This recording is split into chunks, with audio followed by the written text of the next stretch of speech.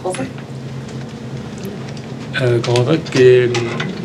que tu peux expliquer il y a eu un petit peu, enfin le premier set, tu n'étais pas trop dedans, ou je sais pas, peut-être une petite douleur quelque part, et puis après tu as complètement switché de niveau, tu l'expliques ça ou Switcher, non. Je pense que depuis le début du match, j'ai essayé de jouer mon meilleur tennis. C'est pas arrivé tout de suite, malheureusement.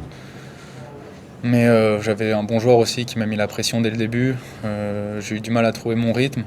Il y avait plus de vent aujourd'hui, c'était des conditions un peu différentes. Donc j'ai mis un peu de temps à trouver mon rythme. Mais ça fait partie du jeu. Euh, Depuis le premier point, j'ai essayé de trouver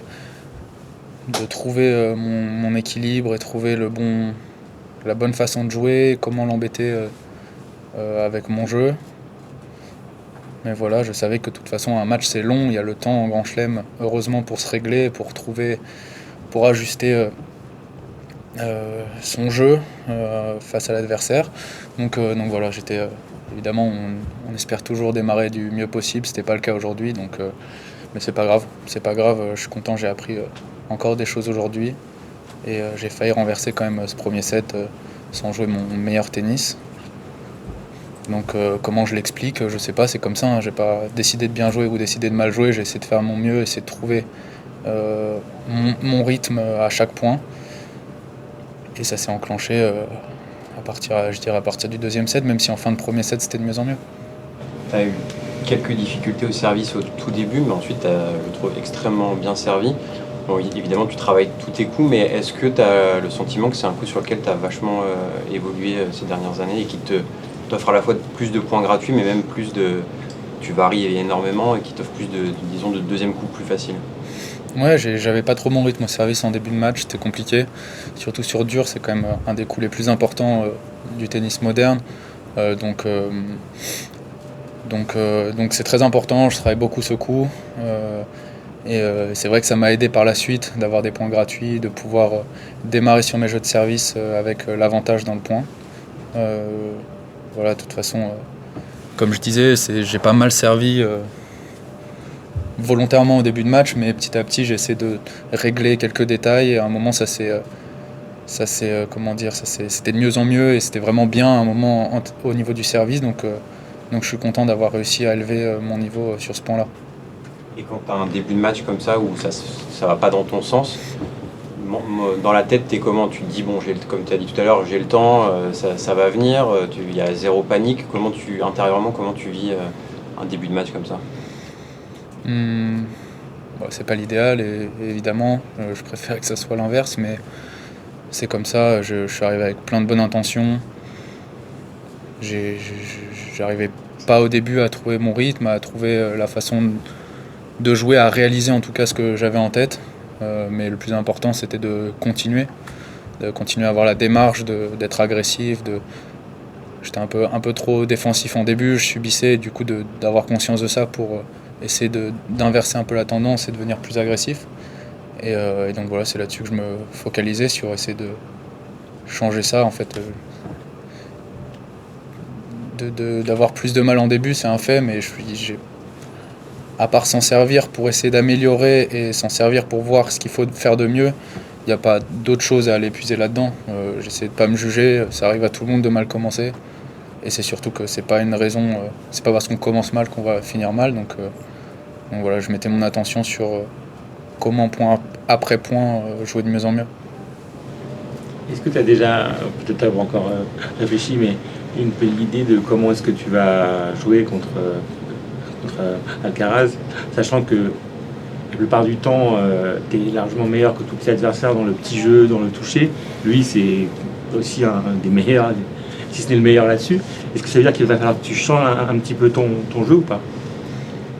Il va falloir que je joue bien déjà, ça c'est une certitude parce que c'est un des meilleurs joueurs du monde. Euh, Après changer mon jeu, de toute façon on change pas son identité je pense en quelques jours. Et de toute façon mon identité c'est ce qui fait que je suis un bon joueur et c'est comme ça que je suis le meilleur quand j'arrive sur le terrain. Donc je vais rien changer, je vais rester qui je suis et essayer de faire du mieux que je peux et au fur et à mesure du match voir les différents défis qu'il va me proposer et essayer de les surmonter l'un après l'autre et voir ce que ça donne. De toute façon je l'ai jamais joué, il m'a jamais joué, donc ça va être une découverte. Et je suis super, en tout cas super enthousiaste et content de pouvoir jouer contre lui. Pour toi qui est un passionné, j'imagine, c'est quoi? C'est vraiment le kiff de se dire je vais jouer me tester face à un mec comme ça, voir ce que je suis capable de faire. C'est quoi qui l'emporte? En fait, vraiment tous les jours, moi j'adore ça, comme je l'ai dit plein de fois. Tous les jours, c'est un défi différent. Aujourd'hui, c'était un défi aussi compliqué. C'est un joueur hyper jeune. Sur le papier, je suis favori. Les gens, dans leur tête, j'ai pas le droit de perdre, entre guillemets. Donc c'est aussi un défi dur à relever pour d'autres raisons. Je prends chaque jour avec enthousiasme, vraiment du défi à relever qui est différent. Là, Alcaraz, le défi, c'est que c'est un super bon joueur. Même s'il est plus jeune que moi, il a gagné plein de titres. Enfin, c'est indiscutable que c'est un des meilleurs joueurs du moment. Donc il va être tennistique le défi. Mais tous les jours, il y a vraiment des défis différents. Et je pense pas qu'il y ait un jour qui soit plus facile que l'autre. Je pense pas qu'aujourd'hui ça soit plus facile que ce qui m'attend dans 2 jours. Donc voilà, je suis juste curieux et content d'avoir un nouveau défi à relever et de voir tout le travail que j'ai fait avec mon équipe va donner face à un des meilleurs joueurs du monde. Et c'est pour ça aussi que je suis content de jouer contre les meilleurs à chaque fois, c'est qu'on peut voir ce qu'il nous reste à travailler. Ils arrivent vraiment à éclairer nos zones les plus faibles et c'est un super apprentissage pour la suite. Mais comme je disais, vraiment chaque match est comme ça, que le mec soit mieux classé, moins bien classé.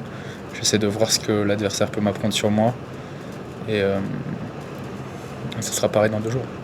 Tu vas jouer sur un grand court, ça change quelque chose? La taille. Qu'est-ce que ça change? Il y a plus de monde, plus d'espace. En retour, ça donne la possibilité de varier ses positions plus que sur des petits terrains. Et surtout plus de monde. La télé, évidemment, enfin, plus de gens qui regardent.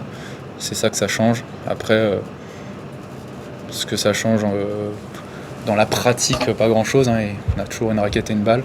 Mais bon, c'est... Non, de la pression, oui, de la pression, mais la pression, on a envie de bien faire tous les jours. Mais c'est surtout que, moi je joue pour pouvoir jouer sur ces cours à chaque match, en espérant qu'un jour je sois sur des grands cours parce que c'est moi la tête d'affiche. C'est le but, je pense, pour tout joueur d'aller sur ces cours et de jouer. Enfin, c'est irremplaçable les émotions qu'on peut ressentir sur ces grands cours. Et justement, tu disais, c'est des joueurs qui te mettent un peu face. Je sais pas si c'était limite, mais en tout cas les choses sur lesquelles tu peux progresser. Tu avais fait ce match face à Sinner à Roland. En plus fait un super début de match. Qu'est-ce que ce match t'avait appris? Qu'est-ce que Sinner t'avait appris sur éventuellement les choses sur lesquelles tu pouvais t'améliorer? Ça m'avait montré qu'on peut dominer un joueur de ce niveau-là pendant un set et être dominé après, que ça va très vite dans un sens comme dans l'autre, juste en montant ou en baissant de quelques pourcentages. Ça m'avait appris ça m'avait montré que je peux très bien jouer au tennis avec ces mecs-là. Mais que sur l'entièreté d'un match, j'avais pas réussi à garder cette intensité tout le match. Donc ça m'avait appris ça m'avait appris que j'étais capable, tout simplement, que j'avais pas eu peur, que j'étais allé pour gagner et que j'avais perdu et que c'est comme ça change rien à la démarche que j'avais eue, le résultat final. Et voilà, après il m'a montré, il m'avait montré il m'avait embêté sur certains aspects de mon jeu, qui m'avait aidé pour la suite en me disant qu'il fallait que je progresse dans ces secteurs du jeu pour pouvoir contrer la prochaine fois que je le joue quand il essaierait de m'emmener dans ces endroits-là. Et voilà, il m'avait aussi montré que même en prenant, je crois que c'était 6-1 le premier set, que lui, il avait gardé une bonne attitude, resté serein, malgré le fait qu'il était mené contre moi, qui n'était pas favori. Il avait gardé la tête froide et ça m'avait aussi inspiré pour la suite.